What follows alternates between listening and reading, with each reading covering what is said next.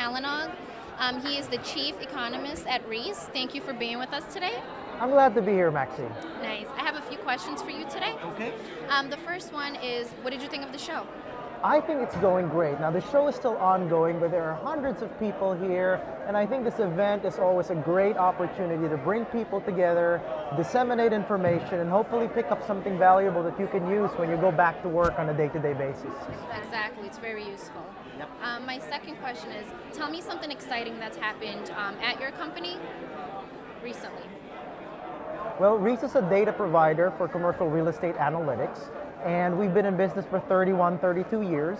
Okay. But recently we've been expanding, and actually we expand on a year-to-year basis. Recently we actually launched coverage of 32 new office markets, so we actually cover 190 office markets around the country at this time. That's great. And we're actually launched coverage for the self-storage industry as well, for 30 markets and 181 sub-markets. So all of those reports are actually available on a one-off basis via the Self-Storage Association's website, but we will also be launching a subscription-based service via our standard Reese SE flagship website pretty soon.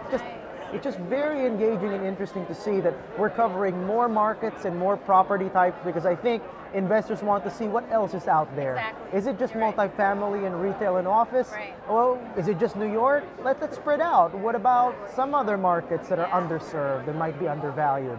Great opportunities too in self-storage, given that I think a lot more people are moving back to cities, and guess what? They'll need that self-storage on top of their small apartments.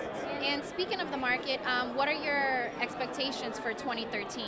Well, we tend to be pretty subdued because economic growth hasn't exactly been that strong. We grew by 2% on an annualized basis in Q1 of this year, 1.3% in the second quarter. We expect to end the year at around 2.1%.